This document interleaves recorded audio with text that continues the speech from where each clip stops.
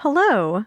Welcome to Why Not Both, the podcast all about how our multiple passions and interests shape our identity and our lives. My name is Pam Schaefer, and I am a musician and therapist in Los Angeles, and I also happen to be your host. This podcast is produced by Laura Studeris, and for this season, we've partnered up with Under the Radar magazine. If you like what you hear, you can hang out with us on social media.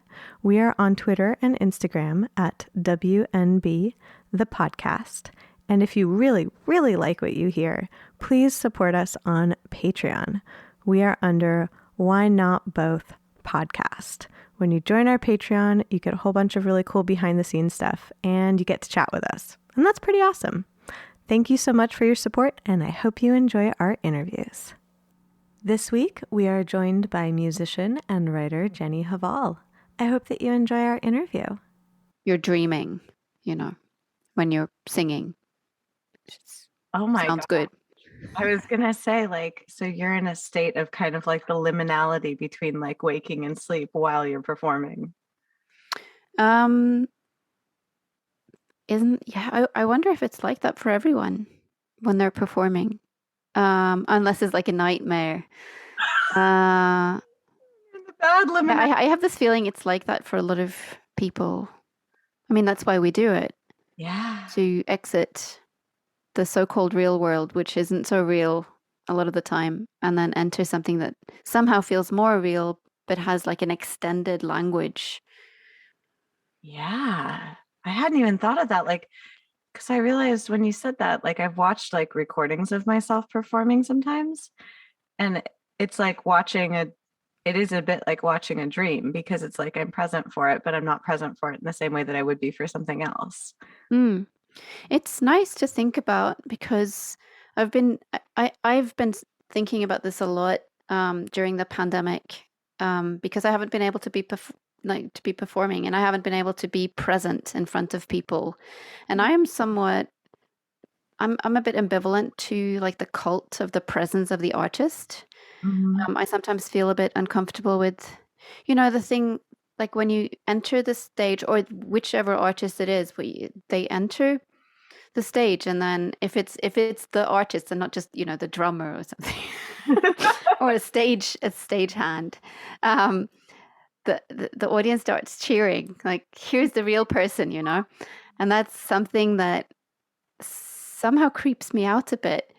So I feel like when I'm performing, I'm allowed to be the person on stage, but I'm also not present in a way. Like, I'm looking inwards and outwards at the same time. So that for me, who's like this person who just wants to leave again if someone cheers when I enter the room, because I don't deal with it very well. When I see people, I want to talk to them and meet like face to face, and that's not so. It's kind of a hierarchy when you're on stage. You're standing there, like elevated, or meant to be elevated. So it's a weird situation, but the music makes it better.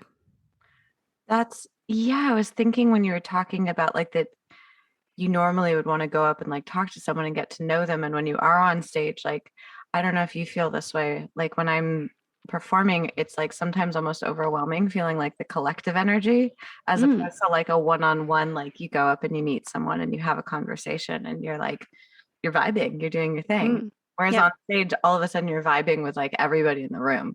Yeah, for sure. And in order to do that, I think I need to sort of do that funny thing where it looks like I'm just closing my eyes and zoning out, but I'm looking inwards because I want to listen and I want to be part of the larger being of the room. Yeah. And in a way, being part of the larger being of the room does even out that hierarchy in a way, if you're kind of yeah. Yeah, it does feel like that. Or sometimes you just think about, there's feedback, or logistics, or did we start too early, or those very banal things, but ideally that's the larger being. Participation is what I long for, at least when I long to go touring again. That's what I long for. Yeah. During this time, because you do have music coming out and you did release things, how did it feel? I guess like what felt different now releasing music as opposed to when you're actually like touring and playing shows? Like what has the response been like with your interactions with people as opposed to like when you're interacting with them when you're performing? Well, I have been able to perform a little bit with my other project, Lost Girls, because we released something about a year ago, and we were able to perform a little bit, but it was all um, sort of very spread out, and most of it was in Norway. So most of the shows were more local, and then a couple abroad in other European countries. Mhm. So it felt, I mean, the playing felt very real, and I remembered that, oh, this is what I do. Yeah. Oh yeah, that's right. This is me as well. Yeah. Because it's it's its own time performing, I find. Um, when you step out, you're out. And I sometimes think that I forget so much that I could maybe even quite easily, if I weren't performing for quite an extended time, I would forget and I maybe would be able to come back. Hmm. Um, I'm not sure, but it just seems like it's performing is so intense. So there is something that you leave behind on stage every time and you pick it back up. So if you're not on stage for long enough, then it's not there and you it Yeah. slips away, which is something that's really, really lovely about the live performance because something is definitely lost when it's not happening. Yeah. It's a very like I've spoken to a lot of musicians that like I feel that some of us are more like studio rats and some of us are more performers and some people I've spoken to are almost like a really like pure blend of the two where it's like I've spoken to some people that are relieved that they don't have to perform anymore, that they're like in a way they've stepped into all different roles as musicians because they're like, oh, I never thought about it that I didn't have to do this. And I'm so Yeah. relieved. And then I've spoken to other people that are like, this performance muscle is atrophying and it's painful to me. Like it's an essential part of actually sharing my art. And it's fascinating to hear you speak of it that way of like you leave something behind. It's like an offering. But I was like, what a beautiful offering to give to an audience too. Like that each time you perform, there's a little bit that it's like this ephemeral bit that it's like that's never going to come around again. Yeah. Like, I mean, I was quite relieved um, when to sort of see that in 2020 I had all of a sudden nothing in my calendar. Um, that sounds, it's very privileged to say, yeah. and it certainly wasn't all I was thinking about because there are many like, but that was one of the my thoughts. I had not been able to have a break for a long time.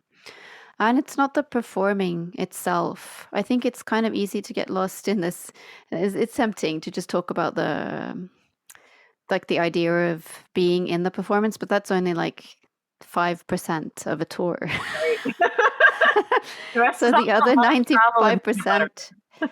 yeah, so like and 10% of the tour is trying to remember when the plane leaves and then for me like 50% of the tour is worrying about food and sleep.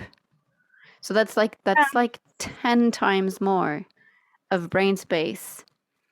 Thankfully, the 5% performing like that, when I do that, I forget everything else. So that's nice. And it's not now it sounds like I'm ecstatic, but it's more like I don't have any more room. Yeah. Um, the brain is full of performing. So I forget that I have to get up at 5 a.m. the next day. Yes. That kind of thing.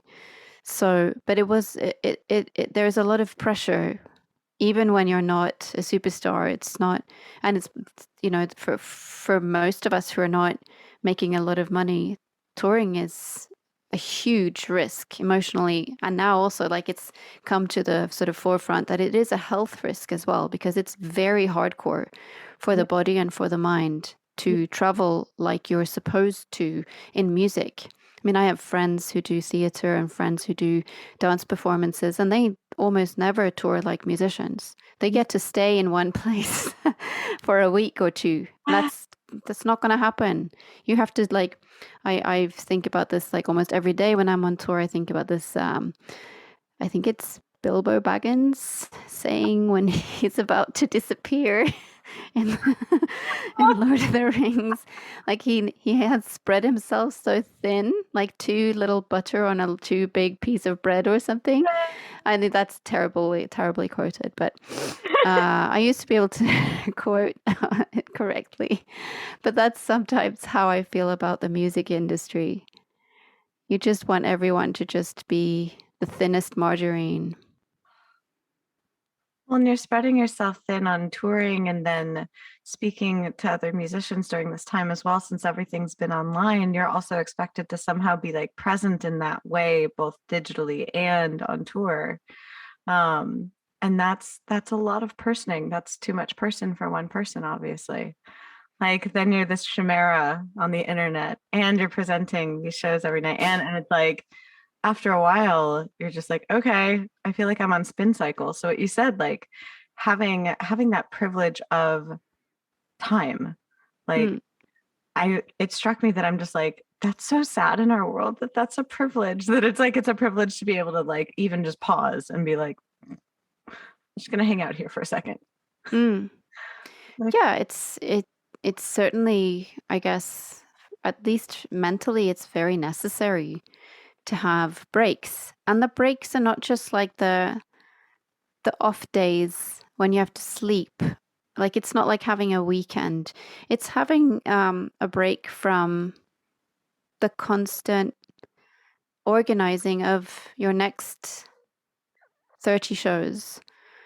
Because it's an ongoing thing. I mean, now I sound like I'm complaining, but it's actually quite, I mean, many times I feel like on the one hand, I sound like I'm complaining, but it's also about being very aware of what structures we're in and what we're actually, it's quite kind of insane what we're willing to accept, I think, yeah. as freelance workers.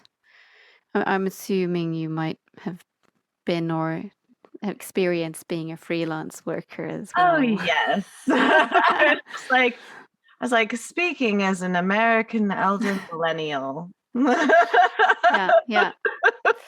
um yeah, and like that's fascinating that you said like, oh, it sounds like I'm complaining. And I'm like, well, in a way, like we have a chance to revise the structures that were in place prior, where it's like I feel like prior to this, we had these structures, and like you said, it's like reflecting on what we put up with.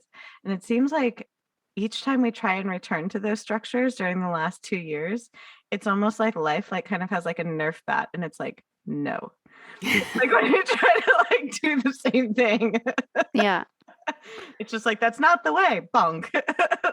Yeah, I feel like each COVID strain would be uh like what the religious cults would say about various diseases, just come to Yeah. punish.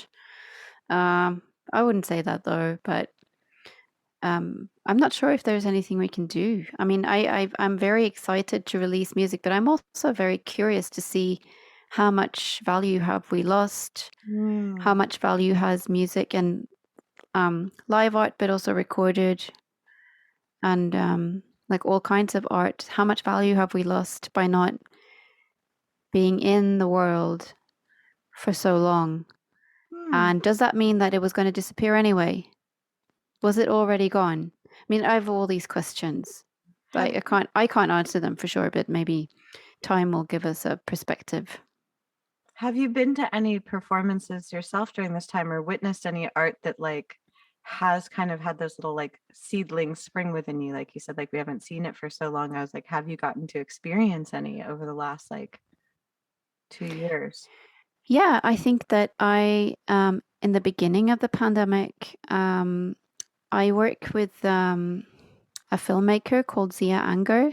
She Mhm. made the Jupiter video that came out in November, Mhm. and she had this show that she was showing live before the pandemic. And then I remember talking to her just before everything closed down because I was in a studio recording, and and wondering, can we even record now? What's going to happen? Have and she was about to go and play her show, perform her like it's kind of in between. I'm not sure if you know about the show. It's called My First Film, and she's shown it quite a few times now.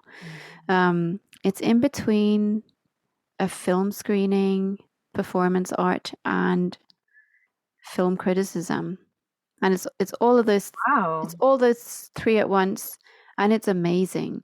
But she was able to do this because it was like an in between art form, and she was using screens so much. She was able to do a digital version, and so that was kind of very early on in the pandemic, and I got to be part of one of the performances, over the internet. Yeah. And I was like, wow, this is like an amazing opportunity to be able to do things that bring you so close to an artist's voice and in sort of real time processing things, but digitally, and somehow using those tools to make something come much closer to you than maybe it could in like a more standard format. Right. But that was the only thing that I saw that really accomplished that. So that that was it. I'm sure it's even more amazing if you see that show live, because I haven't been able to. But so that was the first thing I experienced, and then the pandemic's gone a bit up and down, and in Norway we've had periods where we've been able to go to shows and perform, and we were able to perform about a year ago, a couple of shows, but we had band members in quarantine and band members who are not Norwegians that couldn't travel into my country at the time. So we did a sort of Zoom in version of our show. Yeah. And that to me was really, really interesting to work with the Zoom format, but having it projected on screen and try to interact in a live setting in a room. Ooh. And I almost, it was to me very special. It was like a lot of work to get it, to work so that we could understand each other, because it's not like it's so easy to be the person zooming into a show and you like see some kind of stage lights. That's what you're communicating with, instead of like us seeing each other. You're basically just seeing some random part of the stage. So wait, pretty so much. then they would see like a light cue, and that's when they would know to like. No, they would most of the time see kind of no cue, but maybe they would see a person sometimes. Maybe I would, maybe I don't remember. Maybe I would walk over to the computer sometimes and I would chat with them in the chat window, and the audience would see that as well. Yeah. Sort of cue. I don't even remember now, but I think it was very weird for them, but amazing for us to have that and bring it to the audience. And I think that it was quite moving for some of the audience members to see this kind of, I guess, social distancing, but in a room with them present. So that was that. I mean, I'm sorry for bringing up my own show. That was embarrassing, but I didn't actually see a lot of other things. Why would that be embarrassing? I was like that. Hearing about that experience, it blends almost like when you're talking about being on stage and being in the, kind of that liminal space, like being able to show the Zoom chat with your bandmates, that brings it back to such a human place that I'm sure everybody in that room could relate to. Yeah. Like, Yeah, somehow we got closer to our own, process over the last year, and by then it was closer to the world for some reason than playing with everyone in the room. But yeah, performing has been really nice, really different, but also I think difficult because we weren't able to talk or meet people around the show. I mean, I am not actually. I'm a little bit ambivalent to meeting a lot of people after a show. Like when I'm I'm like all hyped up on adrenaline usually after. yeah, I don't, I'm the cave person after a show, but not being able to really feel like you could talk to people you really wanted to talk to, like other artists and organizers, without feeling like you were like just sending over a virus.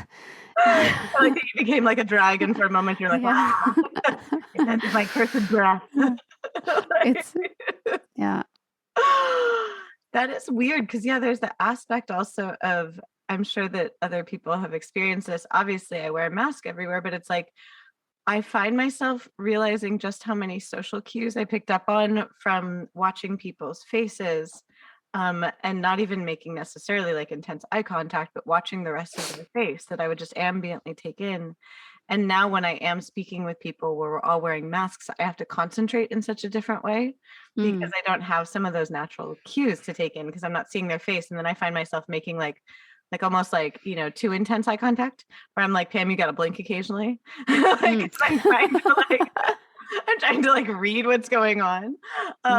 And I can imagine that like being on tour where you would normally, like you said, be meeting the organizers and the artists and things like that. I'm like, oh my God, that'd be like socializing for me on nightmare mode.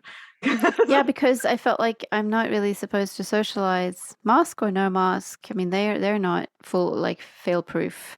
Yeah. And when you've been traveling, you've been on a plane and all those horrible places that you shouldn't be going. All those viral environments.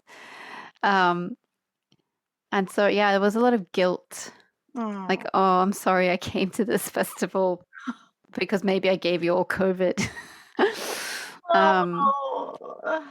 but it's but the yeah, and I think the one thing that I found that I needed to think about when performing during like the worst of times, it's much easier now here in Norway.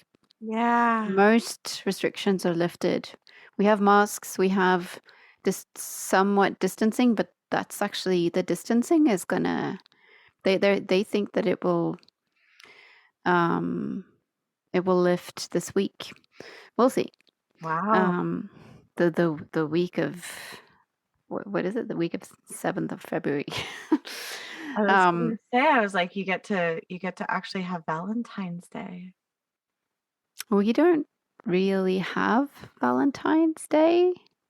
It's like you don't torment each other by sending each other candy that tastes like chalk. No. I guess shops try to sell things. Um because shops always want to go for any Oh, of course. time of the year that where they can sell things, but Very capitalist holiday. I always wonder what's this, why are there hearts and stuff, and then I'm told that it's about to be Valentine's Day. We have something else though. We have winter holiday. That's our thing. Tell me more. I was just Oh, like, it's just tell a me week off school. So it's not for norm like grown-ups, unless maybe you're a teacher, maybe you have holiday. But so we have a lot of extra holidays compared to you guys. So we have one like autumn holiday, which I think originally was to that kids needed time off school to help with the potato harvest at home. So like practical. a potato holiday. I like So that's that a week of school. holiday. Yeah. And then we have the winter holiday, which is great because that's like sets the brakes from some like seasonal flu seasons and that kind of thing. But it's also when everyone goes skiing again. Was And then we interesting. have lots of days off for Easter. Yeah, there are some. I've noticed that like some countries do take like almost like 2 weeks for Easter. I'm Mm, like, oh my God, yeah, that it's sounds. boring. Too many days off. I've grown up with as someone who was very fond of school, so the uh, holidays were always too long for me. Um, especially the like Easter was, like it's kind of still winter and oh, everyone wants to go skiing and all the shops are closed. The library was closed. That was my favorite place growing up. I still remember the smell of the library by my parents' house. Mm. I was just like, because we had, I don't know if you had, we could order books like at school. Like there was like books you could buy. Like once a month they'd come with like kind of a book fair. Um, Oh, yeah, but my parents put a limit on how many books I could buy because otherwise I would buy all of them. I would buy like a crate of books. yeah. But once Yeah, I I would have too. yeah. Oh my God. It was, oh, that was such a good day when the book crate arrived. But I'd Mm. finish all those books and then like I would go to the library once I had finished Mm. my crate. And so it was like I remember there was this like point at like either the second or third week of the month that I was just like, yes, this weekend is the library visit. And I'd get to wander around and same thing. I could only pick out like I think it was like 5 books a visit because same thing, my Mm. mom didn't want me to like just like only be reading, which is a strange Would have. problem to have with your child, but it's like she was like, no, you have to occasionally do other Yeah, things. yeah. I was the same. I used to read all night. Um, and because I was so young, I was fine the next day. Oh I had yes. just read like 3 books. Oh yes. I had because I could hide it under the covers. I had Yeah. like one, I did have a flashlight that we always have flashlights because growing up in LA, earthquakes, gotta have a flashlight Mm. nearby. And my parents would get mad because I would drain my flashlight batteries like reading. Mm. And they were like, no, no, no, that's for an emergency. And I'm like, I haven't finished this book yet. They're like, no, no, no, an actual emergency. Like, so I mean, I was like, I don't see the difference here. a fictional emergency. A fictional, Yeah. ooh, that's a good name for a novella, a fictional emergency. So what did the library what was the smell? I wonder if it's different from Norwegian libraries. I mean, I love the smell of old books. Yeah, it was that kind of like peaty, pulpy smell of Mm. like pages that had been touched by a lot of people. So it didn't smell like human, but it smelled like paper that was slightly degraded a bit, but not Mm. damp. Like it was definitely dry. Yeah, But like it's a yeah, little bit thicker. It's yeah, lived. It's yes, oxidized. yes, yes. Mm. And so that's what the whole and like it smelled different when you opened a library book versus when you got a book from like the new book crate. Like that smelled Mm. kind of like fresh, kind of like cut tree, Yeah. that like Yeah. almost industrial smell. Yeah. Yeah. Yeah. Yeah. I see. Yeah. It's nice. What was the Norwegian library smell? Was it a similar kind of that oxidized like For sure. Where I grew up in a well, I'm from Oslo, where I'm right now. I actually have the subway going past I guess it's every 10 minutes or so now. So you might be able to hear it. I oh also I recorded a lot of my new album up here in this loft, no. and I had to time all my takes with the subway. And every time I forgot, I had to redo because it goes like boom, boom, boom, boom, boom, boom, boom, boom. Um, and it's hard to remove in pre Yes. post production. So I was like, yeah, there was a lot of, and no. also I had a puppy at the time. She's older now and more chill, but she was making a lot of noise. Did you So ever it was, incorporate either of those in it? I was thinking of like Fiona Apple's like yeah, yeah, I was yeah, like, yeah. The barking dogs. mm-hmm. Um, this one barks. Her barking sound is very sharp. It's mellowing a little bit now because she's older. I find like this has been my pandemic interest. I'm now leaving the topic of libraries behind, but I was just going to say that I grew up in a small town, so I remember the library being a very old wooden house, which, fused with the old Oh, smell, the oxidized smell of the pages. wow. So for me, it was like I was inside a book. Because it was old wood meeting old wood, just in thinner slices. Oh So it my, was very nice. I think it's moved now to a new-ish building. It's yes. very disappointing for me. Um, but there is something about having paper inside paper. Yes. Like Um, that sensory experience of it, and that sense of place. Like that's why I was curious about if it's creaking floors. Yeah. Mm. like when I get sensory details either in like books that I'm reading or songs that I'm listening to, I love being able to recreate the place where it happened. Mm. Like Yeah.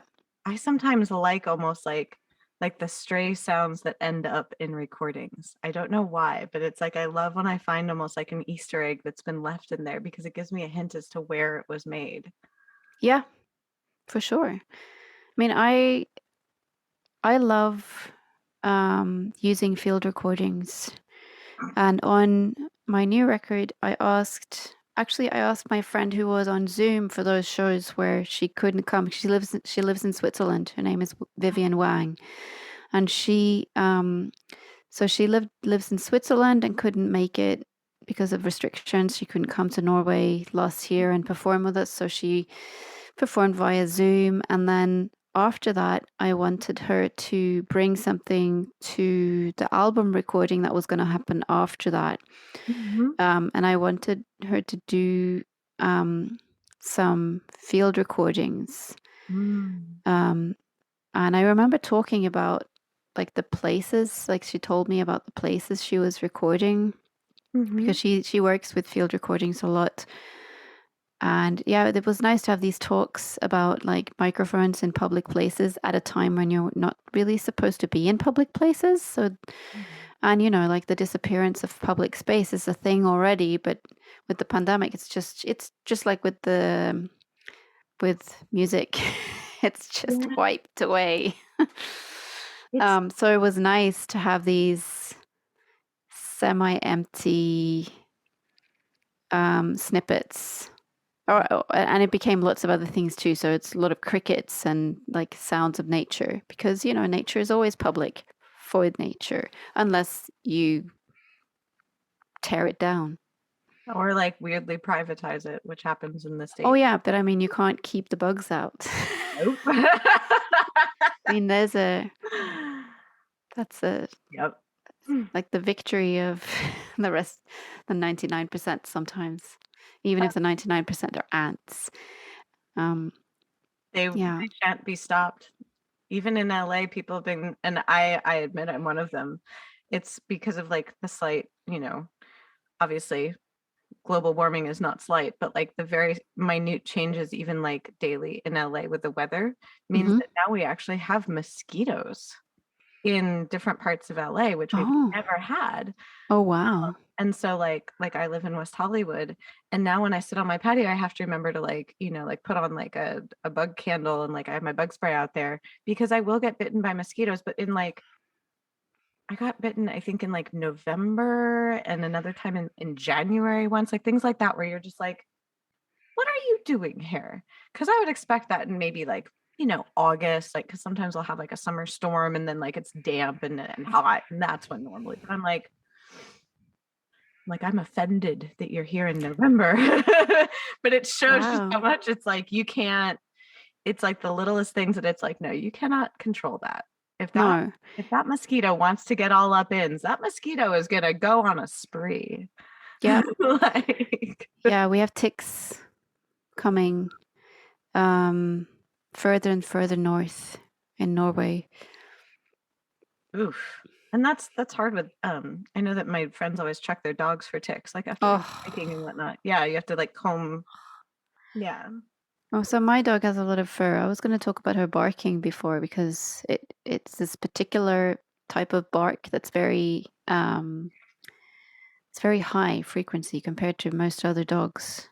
Maybe not like very small dogs, but that's for obvious reasons. Right. So my dog is medium sized and she has so much fur. She has a double coat Oh. and ticks go everywhere. But I mean, she's on medication, Oh, like so that she won't get bitten. What like kind of she dog gets a is she? pill. Hmm? What kind of dog is she? She's a Finnish Lapin, so almost like a smaller version of a Samoyed. So she's basically like a She's just giant a fluff ball. yeah, she's just hair everywhere, and it's very long, and she barks all the time, and gets very excited very easily. So it's quite easy to find a time to record her making a lot of sounds. But her sounds have changed. I mean, I'm being a musician, I'm very excited about I was all gonna, sounds. I was like, I want So to sample like all of the sounds of the growing dog. I was like, so tell me more about the dog. I was just like, so did it start off? I was like, did your dog start off like tiny fluff ball and then like yeah, bigger fluff ball? So then the bark yes. changed. So the Finnish Lapland is a herding dog. They Oh, herd reindeer. Obviously not my dog. Her name is Cleo, and we don't have any reindeer for her.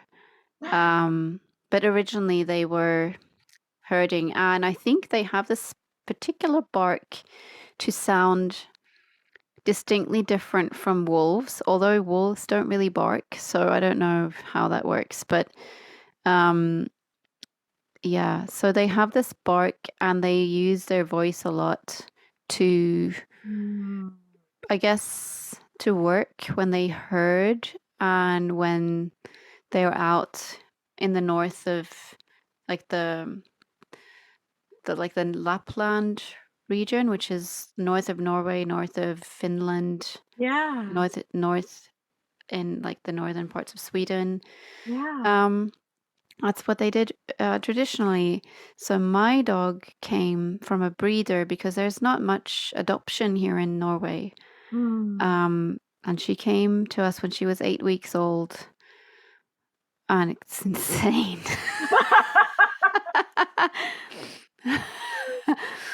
So yeah, I mean they don't know how to do anything. I'm sure Gosh. it's the same with babies maybe, but at least they don't run around and pee on the floor all day. So I think it's a humbling experience, um, a necessary experience, and yeah, as a musician, it's really interesting to have a dog that speaks a lot and has a lot of emotions and talks about it with her voice. And I remember I had not COVID, but a cold with a really heavy cough Oh, about 6 months ago. And I felt like now we're both barking because I had this one sound and she had a. And here we had this. Finally, we were speaking in sort of the same language. she was just like, Um, ah, yes, now we are on equal footing. yeah, but obviously, like I even read books about barking. I mean, it is a language. Yeah. They bark. It's not like in the beginning I was very. I guess it's taken me a long time to come to terms with the fact that we have a very loud dog. Oh, Dogs, they're like little. They're meant to be like little old-fashioned girls, seen and not heard, and that kind of thing. Um, and that's not really who they are. So when you have a dog that barks a lot, you can't just say, don't bark. I mean, yeah. So I've read a lot about dog training and about barking um, and behavior like theory. well, it It's becomes a whole new reflection of self yeah, when you have yeah, a dog, frankly. mm, very much so. So I sort of left behind most of my work. I mean, I had time, and I went all in to this dog experience. It's hard to come back. At the moment, I'm doing a lot of interviews, and I find it quite hard because I have mornings, long mornings usually with my dog, Hmm. and it's hard to just think of that time as like just I have to walk the dog and then I can start the work because the work is also the playtime and the all that time you should spend to make your dog really happy so that she can sleep while you do the work. Oh, So yeah, it's hard to do both, but it's gonna take a while to become 50% musician and only 50% dog mom. no. It's like 90-10 for some, but I managed to make an album, which I was quite interesting. I mean, she was in the studio and she was crazy at the time. She was like 5 months. Oh, that is She peak just learned to hump at that time when we recorded the album. One of my clients has a dog that has a regularly scheduled 4 o'clock a humping appointment with one of the couch cushions. I was unaware of this until we started doing virtual sessions, because why would I have known that one of my clients has a 4 o'clock dog humping of the couch experience? I mean, if it's on the Zoom, then that was exactly what started happening, is that, like, yeah. you know, and I said, I was just like, I don't mean to be impolite. It was simply, I was just like, your dog is doing what she wants, and I appreciate that in an animal. I appreciate that in a human. It is simply distracting in the background. And my client laughed and they were like, oh yeah, that's just her 4 o'clock humping. And I was like, okay, cool. Well, I think the 4 o'clock is like a standard crazy time. Mm-hmm. So I've read a lot about the theory of humping as well, and the modern theory, they've moved away from it being a sexual, predominantly a sexual act. I mean, maybe it is for some dogs, but it's usually stress. So it's usually something that should be redirected into something that's more helpful and relaxing. So like pulling out like a licky mat with something very gooey on it so the dog can lick something because that's calming, or like a chew toy or a chew thing, some kind of bone to chew on, maybe that's calming, or do an activity, maybe maybe hide some treats. There's so many things you can do. Kong with like Kong doesn't work for my dog because she gets crazy. She wants to eat everything very fast. Too slow for her. My dog figured out, my old dog, how to, we called it peeling a Kong. He figured out that if you held a Kong just right in your paws, you could puncture it with your canine tooth, and then he would turn it like a can opener. Oh wow. Yeah, that's a smart guy.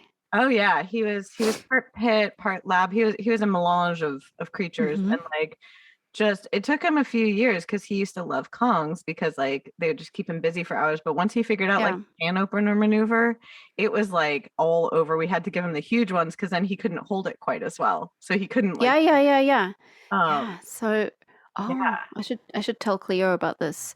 She because I was told by many sources early on that they keep the dogs busy for ages. But my dog she does one of two things. She just goes crazy with it. And then eventually the food falls out, or she starts throwing it around, because then food will fall out. Yes.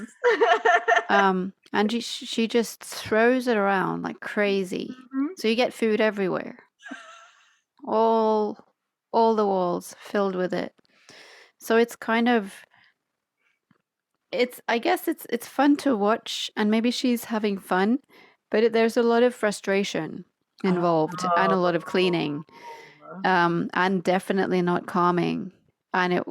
So there are other ways. I was like, I like the licky mat, and I like even discussing all of this, because it's like, these are the things that I feel at least we're supposed to have time in life for, to delve into like the entirety of being a dog mom and learning about this creature that's like been specifically bred and designed to do this very specific thing, that now this dog is in a different environment and is like, come with me, human, come with me on this adventure. Yeah. And I'm like, yeah, it is an adventure. In many ways, it's much more adventurous than touring, like walking in the forest.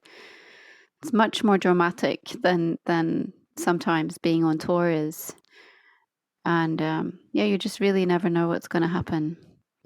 I mean, it's going to be things like, oh no, she found something to eat. What's going to happen now? What was that? And we're meeting the weirdest people and other dogs, and just seeing all sorts of animals in the forest. Because I've never been an outdoors type of person. I outdoors for me was being in the library. Yeah. Like we discussed, like the smell of the library. So now I've been outside sort of back to back for a year. Um, I spent all of 2020, at least the winter and spring, wearing like double set of woolens so that I could just go out at any point during the day. And I'm used to having like, if I go out, like having like being reassured that now I have this time to work or to relax or to do what I'm supposed to do or whatever, or rehearse or Yeah. write. But that didn't exist anymore because when you have a puppy, you have to just, in the beginning, maybe go out every 50 minutes or every time anything happened. So I was just fully dressed. You're ready. There's not been a lot of cleaning for sure of bodies and clothing. Um, That yeah, not creates such a different environment to actually record and to create in too, because then instead of having that like expanse or that structure, all of a sudden it's like yeah, you have this window of time. yeah. So what's going to happen in that window of time? Like, how did Yeah. that feel to create in that circumstance versus the other circumstances you've created in? Yeah, so I've been writing for a while before Cleo. So I had a lot of things sort of written before, but Hmm. to continue doing that um, with her was somehow easier actually because I got a little bit more focused. Um, but of course, I had that long process already. I found it very, we're still in the pandemic. I find it very difficult to be inspired in the pandemic. I find that I'm not really, um, I've managed to make an album, but I feel like I don't understand how. Because I've been so lackluster, Yeah. with creating anything. I kind of, I, I've been very unproductive. Um, I mean, I felt like, oh, I've picked up a lot of poop. So that's kind of a production and participating in production. But um, yeah, I do feel like even if I'm proud of my work, I'm on like a third of speed, and Yeah. that it isn't because of the dog. Yeah. Maybe I'm like waiting to see how much value is left, like I was saying earlier, whether there's any room for it, and or maybe I feel like I just have to do something else. Like I often have this feeling that I need to just wait and see, is this worth doing? Hmm. Do I manage? Is it does it matter? Or was it all just like something that got commercialized after a while? That seemed Huh. real for a while, but I don't know. Um, so I've been thinking a lot, but also finding myself very uninspired. Um, and I think that has made somehow this new album of mine more um, centered because there hasn't been this crazy tapestry of influences of like the thousands of people I've been inspired by because I've been very sort of referential before. Hmm. Um, and then this time I've been asked to make a couple of playlists, and I my response was I think I can make one maybe, but I Yeah. haven't really listened to a lot of music, Huh. so I don't really have much to. I mean, I'm also quite critical of the artist as curator, critical of everything, but I just think that I love the work of journalists, and I think they should be allowed to do good curation of music. Um, but yeah, I will make one, and then we'll see if I have any more stuff that I actually have listened to. There is not that much. It's coming back. Hmm. Well, and that idea of value and meaning, like there's totally different meanings to making art. And some of it has to do with the sharing of art, but some of it has to do with like, are you enjoying the process of it? At least for me, where it's like I think about there's a lot of things that I would make that I don't even necessarily share with others because I like the process of doing it. Mm. But then it's like, how does that tie into then your identity? Like speaking to people who have, you know, had other jobs while doing things in the arts. And it's like, how do you balance that? And then how do you define like who you are? Where it's like, okay, well, like for instance, like I looked at your wiki and I was like, oh, she's written a novel. And I was just like, oh, like, does that at all alter like what you would do? Like, I guess I'm curious about like what, when you said like, does it still have meaning? Does it still have value? I'm like, oh, how do you define that coming out the other side? And like, what else might you be drawn towards, do you feel? I feel like the experience of publishing a novel, that this is a while back. So I've written 3 books, and my first book was published in 2009, and I never dreamt of, or I always saw myself as a writer and not really a musician, although a writer can also be a writer of music or Right. lyrics. In my case, I guess I saw myself as someone writing lyrics as well, but it was very disappointing for me to exist as a writer, because I didn't get very good reviews at the time. This was in Norway, and um, I just felt like I was disappointed with my own idea of the fact that literature was like higher up in the art hierarchy for me.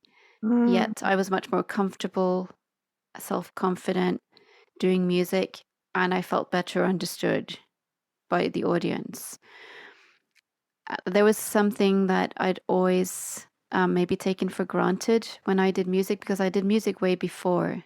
But mm, as a child, I thought I'll be a writer of some kind, but I didn't really see music as part of that. I guess it's because I saw music as like, I sort of learned, I guess, or taught myself that music had lesser value ah, as, because I read so many books and that was so important for me. yeah, And music was more like, it was maybe seen more, especially in Norway, as entertainment. I mean, pop music, not yeah, classical music. yeah. Um, and I wanted to be intellectual, and there was not so much in the intellectual space. There didn't seem to be much room for music. There Mm, was a room for film, but not so much music. It's still a bit like that here. mm, I find that music is not discussed as part of contemporary arts. It's not part of the contemporary conversation about the world. wow. It might be different elsewhere, or I might just not be reading the correct sources, but it just seems like um, it's not it's not really seen as a place where you can have a voice that has that can tell a story about, like fiction can tell a parallel story about what we're really experiencing in the world when we let go of the language of realism, or like the not realism, because that is also fictional, could be, but what we think of as everyday life or reality or news. Yeah, music hasn't felt like it's been part of a conversation about Huh. society.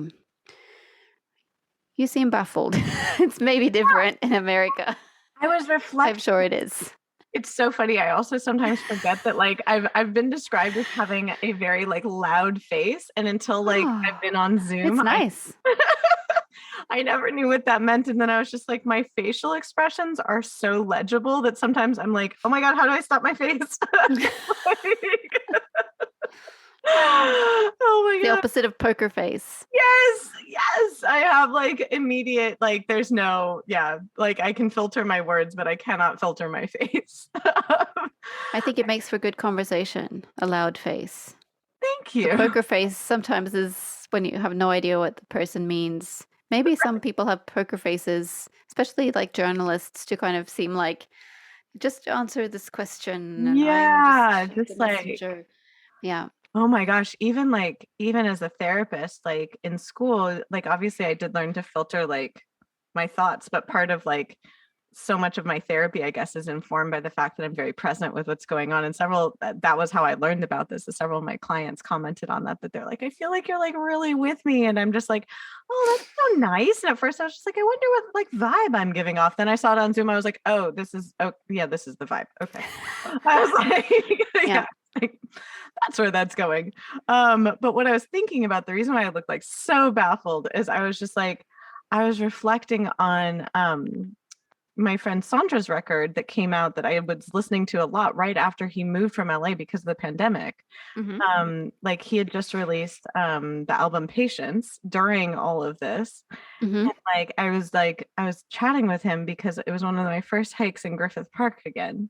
And there was like this Nice. huge, which was beautiful, but this huge pack of like unmasked people like meandered by. And it was like still in the summer of like 2020, it was like you weren't really supposed to not be masked. And like I kind of like went off to this like little side trail and was just like, yeah, yeah.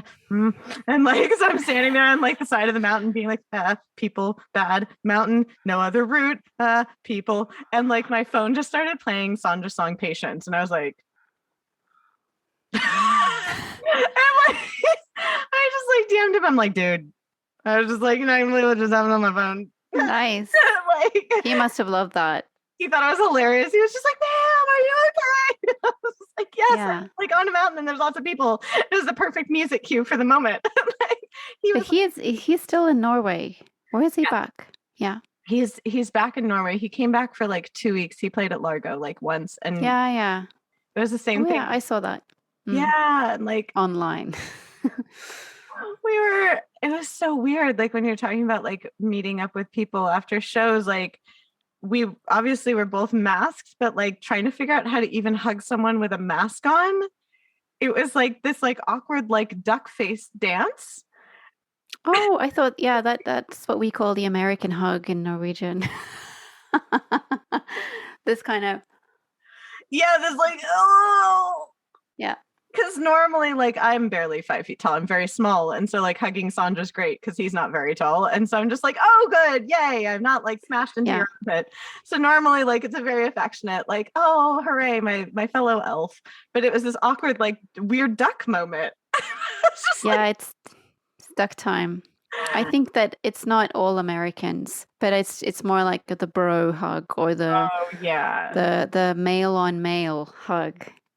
oh yes, The and then people who wouldn't like that it's called the male on male, that sounds yes, too homoerotic for them. the Um, we shan't touch our bodies. We shall yeah, send our bottoms into the distance so our chests may not touch. and then you pat a lot to Yeah, just, there's this is not a real hug. no, that's a are you choking? Like, Yeah, exactly. I'm just helping you. yeah, exactly. Coughing it up. Yeah. Like I was thinking about like Sandra's music that was like so reflective of the time. And what confused me was I was like, oh, I wonder if my like Los Angelian perception of his art, which is in English, but he is Norwegian. And like that's what was going through my brain, which is why I looked like maybe I had like an error 404 message in my head. Was I was like, oh, for me, it feels very topical to speak of music as reflections of like what's going on. And I was like, oh, wow, that's so interesting if that's like it's kind of emitted from the conversation of like commentary on our present state. I think it's not completely omitted, but I think that maybe in intellectual conversations and in like the room it's given in media, in newspapers, it's sort of sectioned off Hmm. and given a page.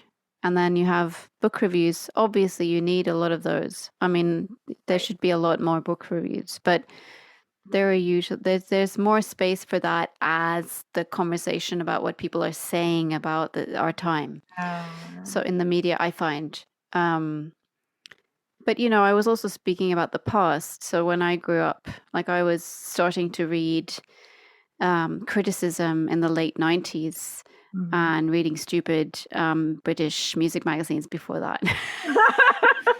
And they're not all stupid, but it's, you know, it's like it's a different part of culture than Yeah. the literary scene, I guess. It's quite separate. And um, yeah, I feel like I grew up um, at a time when music was allowed for me to be my sort of private thing, whereas other art forms were sort of out in the public, discussed, and they were serious and had real impact.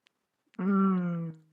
Whereas music was um, a private space that could contain a lot of secrets and could be in secret. It could be very intellectual if you were smart, but it would probably not be picked up by a lot of people. But it had a catchy melody, you know. That's how I sort of learned to make music, to put in stuff I thought was clever or intellectual, and just give it a catchy melody so that it could like subliminally catch on. So that's a very long time ago. I love that though, because there was an ad that came up on, I think it was like my Instagram, where it was like some guy was saying like, no one remembers the lyrics. What sticks in people's heads is the melody. And I thought to myself, like, for me, both of them stick in my head. And sometimes I actually get words stuck in my head, like just words. Sometimes even names, like for whatever reason, Taika Waititi is such a great name. My brain loves that name. Like it's like I'll just like play with the sounds of words in my head, and I'm just like, I don't think that's true that people only get melody stuck. And so when you merge like an idea into a melody, I'm like, oh yes, oh yes. I think that people don't realize that words also have like they have the potential to sort of, if you remember the melody, the words might not come to your lips, but they will go into your unconscious. Yeah. So you wouldn't have the melody as precisely in your head without knowing somehow the words. And also there's a lot of poetic quality in words as well. It's not just about the meaning of each word. It is Right. about how it is sung or pronounced, or you know this if you work with words. But Yeah. it's about like the words create melody as well, Yeah. and they change their meaning according to how what kind of tone of voice they're given, their characters to be performed. And I do think there's space for that. Like the space might look very different than it did prior, but I was in the back of my mind, like musing on what you said about like once you release this, like what does the landscape look like? Because in a way, we had this like public music space, like vacuum. All of a Mm. sudden, there's nothing. And I'm like, I do think there's room for that. And I think that people are in a way kind of hungry for that.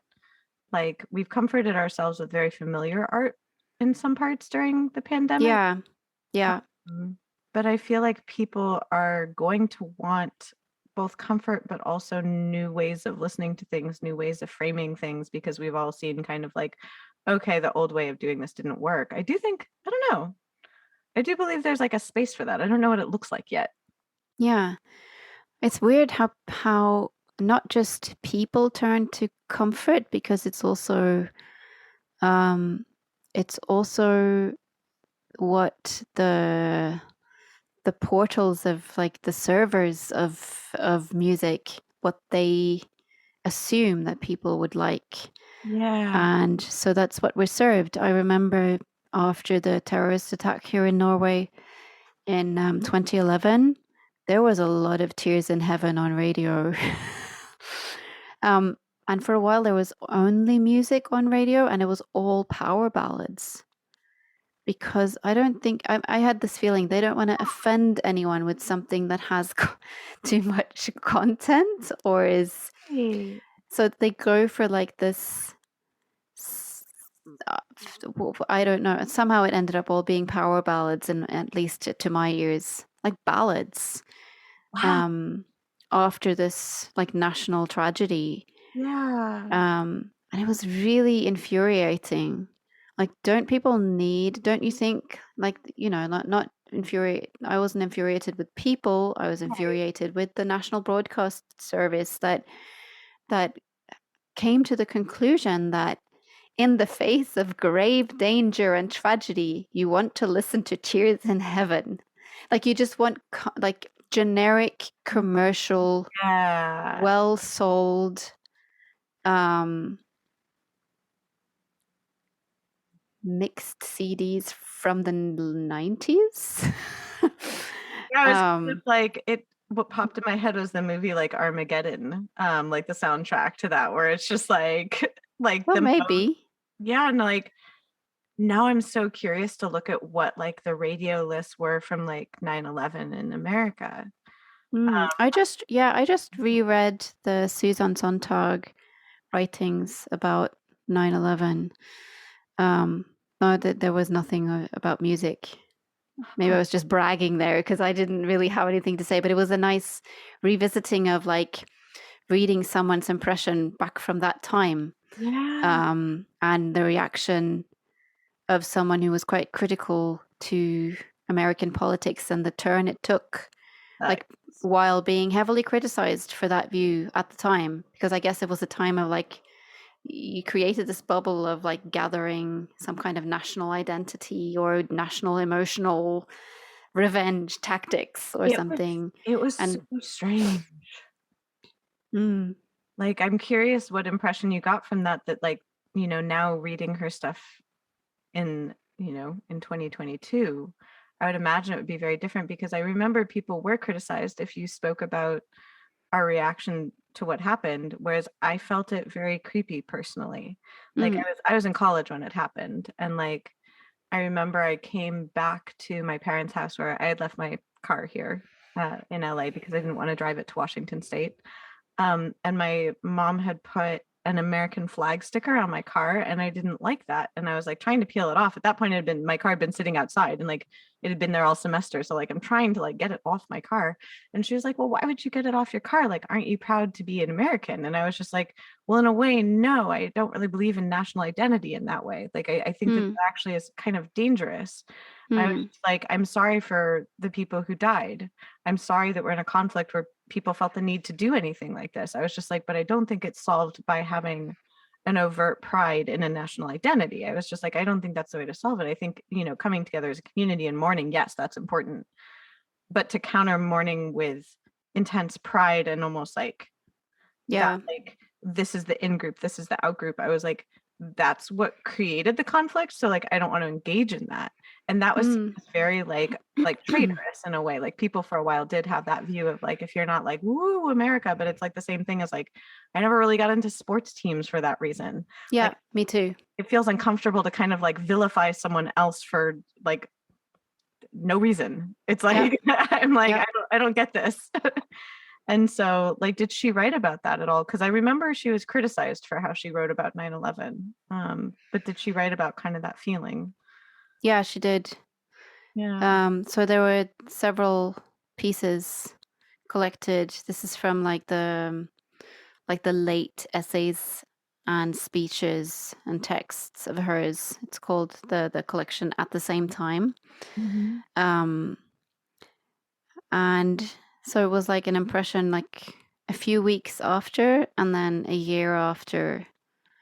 Maybe there was another piece as well. They were short, but yeah, she was like picking up on criticism she got for being quite critical of this idea of the national and the idea of quickly trying to form like a political identity around it Yeah. and like this hard us and them tactics and that all that stuff and reminded me of like the shock doctrine. Yeah. Well, I'm thinking current. Shock and awe. Yeah. It was very strange. I was just like, I remembered I went to a summer program in Oxford with one of the Bush daughters, like in the summer of like 1999. Like it was like the summer before my like senior year. And I remember then like during 9/11, like thinking about her because I didn't know her well. She was just like another one of the classmates that was like in my friend's dorm there. And I remember thinking how strange it must be to be her because my only impression of her was like, on the summer program. And I was like, oh my God, like watching like what was going on nationally, I was just like, I can't imagine that being my parent. Like Mm.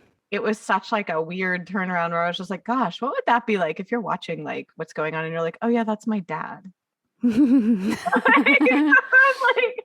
was like just mind You blown. might be used to it. You've Oh grown up with it. It's in your blood. I my, don't know. yeah, I was like, that would be so weird. I And I have was no experience. neither have Um, I. I was like, no, I'm like thinking about like kind of we're going through like a global trauma, and I'm like, what art do people need after a global trauma? And I'm like, I personally don't need power ballads. Maybe someone needs a power ballad. I think the most rented movie was Die Hard or Die Hard 2 in America after the 9/11, That's wasn't it? scans. That's scans. I was just So like, yeah, every time something happens. But yeah. I think that I just read there was another essay at the end of this book in which Sontag addresses something interesting, because I've been thinking about this a lot, how during the pandemic we've become nations again in different ways because of Mm. travel restrictions. Yeah. So we've only been able to play in Norway for extended amounts of time. That's been interesting because artists like me, I don't perform a lot. I'm not really wanted a lot in Norway because I am the sort of artist that I'm probably not I'm not going to appeal to a large audience in small towns. Mm. Mm-hmm. Um, so I haven't been able to perform a lot, but some artists have been like Sondre. He's performed a ton. I Yes. mean, he's one of the strange artists that are quite eccentric, but still got very popular very early on and has had this really long and interesting career. And now I think he's doing a lot of TV, maybe for Yeah. money, but he's also an interesting personality. So it's always entertaining. He is my Um, favorite weirdo. Like, I joke with him about that, I'm like, you he are is the type like, of favorite weirdo. I yeah. don't know him very well, but I I have met him, and I've even been in like a music project with him before the pandemic. But so Yeah. I feel like sometimes like earlier on in my career I've like maybe even glorified this idea of an artist that I am, which is like I'm too weird for a large audience, so I'm like too weird for my country. But Oh, Susan Sontag writes something interesting about like the idea of cultural exchange. I might just be butchering. I just read this quickly today over too much coffee, like while doing my alone training, like separation training with yeah. Cleo, because she's struggled with that. Oh, well, So, but she's good now, good. as long as there are no hormones coming in. But um, but she so Sontag writes about the sort of flattening of culture, like when it becomes more international, it Mm-hmm. becomes um palatable for people in different places. It's like a Mm. and I was thinking, oh, that's an interesting view on what people like me are doing. Yeah. Have we like when I think of myself as being like needing to be out, like being like because I've always like felt claustrophobic when it comes to my country. I mean, I love living here and I love my friends and it's a great place to be. Um, but I've never really seen my career as working with Mm. being entirely in my country, which I've now been like confronted with for the pandemic and Yeah. responded with not playing very much. Um, but am I just adapting to like an idea of something that can be understood elsewhere? You know, like Huh. is there a flattening in that? Am I not understanding where I come from well enough? Would I be better if I was more? I mean, Susan Sontag talks about the novel and the novelist and the need to be like specific and from a place. Mhm. And maybe I would be more interesting if I like thoroughly dealt with something specifically Norwegian, like writing in my own language when I write music. And maybe my lyrics would be like brilliant if I could just like, because English is my second language. Yeah. Um, so, you know, I'll think about that for a long time. I love finding new ways of looking at the artist's position and my position as being even more compromised than I thought. I like the challenge.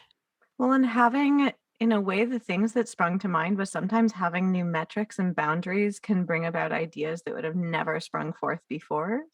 Hmm. I'm like, oh, that's writing from a different perspective. And also, like, in a way, being open to surprises.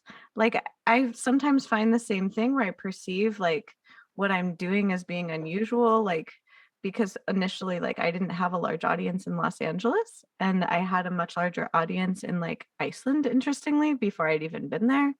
Yeah, like Iceland and Norway and Sweden. And like there's something about my music that appealed to like an area of the world where I had actually never been.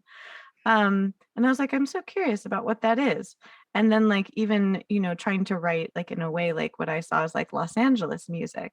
And I ended up with this music that was almost in between, where it was in between this kind of like, I don't know, like mystical cold elfinness, and then like girl who grew up with like a jacaranda tree outside her window. Mm. And so it's like kind of playing with that duality, but I'm always like pleasantly surprised when my music resonates with someone, because I'm Yeah, like, yeah. you know, I have often felt the same way, where I'm like, I'm too weird to like sometimes tour in places in the US, because they'd be like, what's the millennial Enya doing over there? Like, do we need this Enya? Like, what's happening? Who doesn't want to be a millennial Enya? Right? One of my friends jokingly called me that, and I'm like, this is my title now. You may not address me by anything else. But it's like, I'm always surprised when people are like, this is where I heard your music, or this is what I liked about it. It's like being open to that, I find like helps me at least, because I'll get in my head about it and be like, oh, I can't do this, or oh, I shouldn't do that. And it's like, I'm like, Pam, just let people enjoy stuff. Yeah. I think there's definitely a component in the way I think about how I can't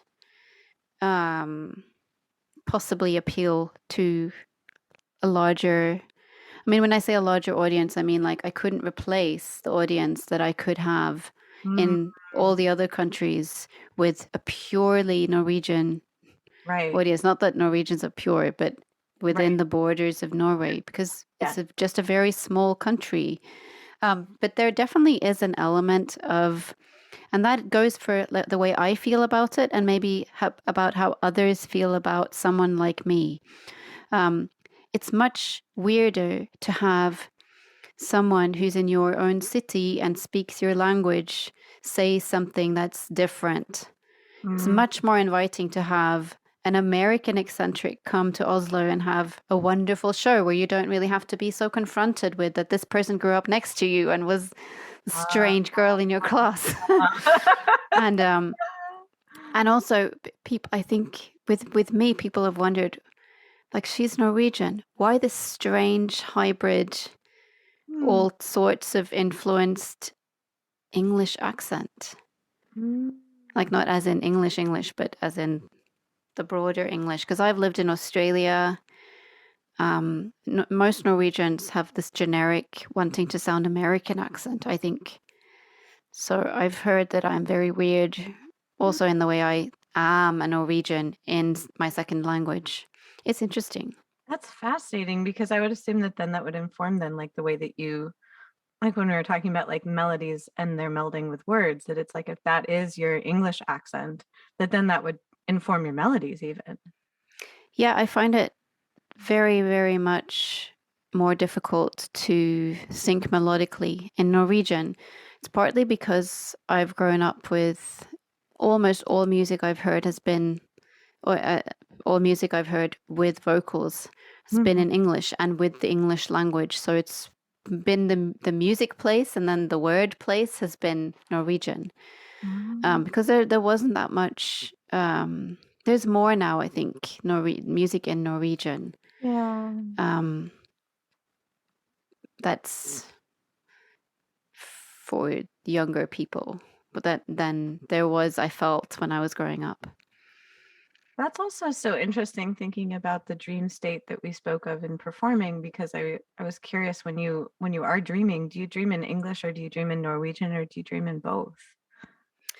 Well, 2 nights ago, I dreamt we were having a band practice in which the music consisted of making orange jam in a washing machine. So I don't really think about language in dreams, I think. I Got think about images. I ah. don't know what language that was, but it definitely was not a very good idea. There I was would, this very large piece of uh-huh. orange that could not have come from any type of real orange in the dream. That was band practice. We've been rehearsing all weekend, so I think that was just some kind of pulp. I love It that was too your much. mind went that, and that's also so interesting to have dreams that are mostly imagistic. Like I was thinking about like all the different sensory experiences that we can have in dreams. Like, and I was talking to someone that they often have almost like a third person dream where they are witnessing themselves doing things. Yeah. I have those.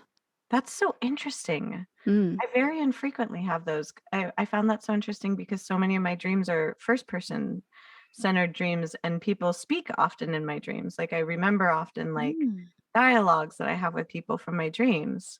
And that's why I was curious about the language. I had worked with a student a long time ago that she spoke English and French. And she said that her dreams were always in French though. Like she never really dreamt in English. And so when she heard speech in her dreams, it was in French. Mm. I was like, oh, I wonder how that ends up informing like our subconscious that then informs like what we're creating. Like if we are hearing snippets of any language, it's like, I wonder how that comes into play. I think I'm a texture dreamer because from this dream, I very vividly remember the texture of the orange. And I also, when I've had those dreams where you are stuck in mud, Yes. trying to run, there's a lot of focus on how that mud feels. Mm. And the temperature, the consistency, smoothness.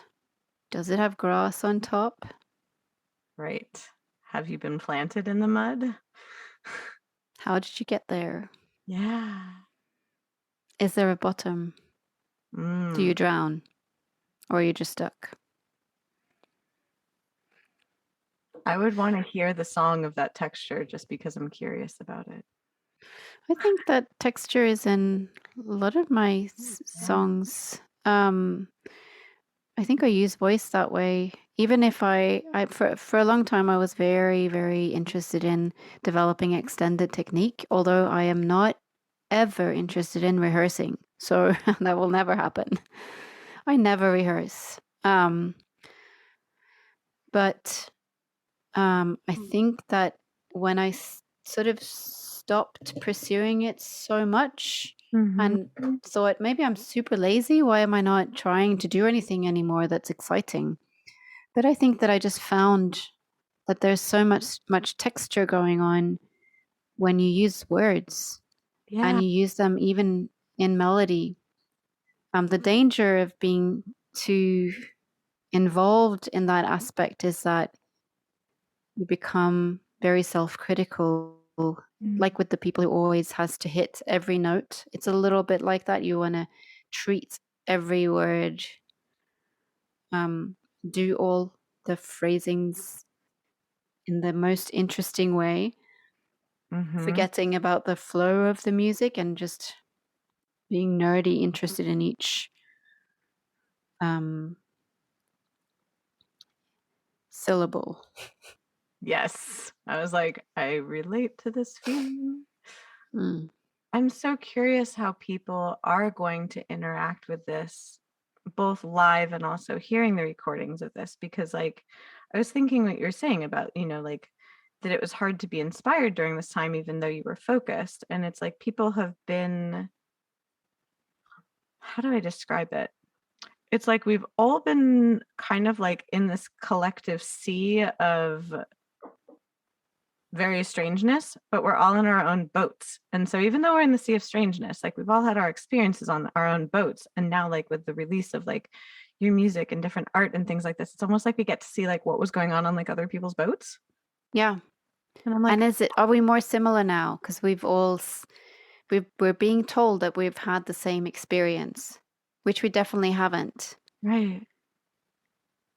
Yeah. It's like we've all been hit with the same thing, but like the circumstances have been so different. And like even when you said like, it's been a privilege to be able to like be safe and to also be able to pause, like one, it is, and I think that people perceive privilege as like an insult, and I'm like, no, it's just a statement of this is the conditions under which like I was in, and sometimes those conditions are different, and in some ways like safer than other people's, and that you're not being like a bad person by being like, oh, I have privilege. It's like, no, you're acknowledging like this is the circumstance. But it's like, obviously there were some people that didn't get a pause, and there were other people that got too much of a pause. And it's like, every time I talk to someone, they're like, oh, I should be grateful because I'm like with my partner, but also they're driving me crazy. And then there's other people like, oh, I love my kids, but they have homeschool while I'm Zooming with business people. Yes. And it's like there's the two sides of every coin. And so it's like, but everyone has had the same thing where it's so sweet that everyone's like, oh, I don't want to complain. And I'm like, we're allowed to complain about things being weird, and also we're allowed to confront things and change them. Yeah. Like, if you wonder why I'm getting like 17 messages oh my gosh. I'm making another music video with 2 friends, and it's now things are happening. The group chat is going insane. But it was really nice talking to you. Thank you so much. You too. Thank you so much for your time. No worries. Thank you again for listening to this episode of Why Not Both. If you liked what you heard, please make sure to like us and subscribe to us on your preferred podcast platform. You can also come hang out with us on social media. We are at WNB the podcast, both on Instagram and on Twitter. This season, we are brought to you by Under the Radar magazine. Under the Radar is a nationally distributed print, music, and entertainment magazine and website. You can find them at www.undertheradarmag.com, and feel free to support them on Patreon. Extra special thanks to our producer, Laura Studeris, who is literally a rock star. Thanks again, and I look forward to seeing you next episode.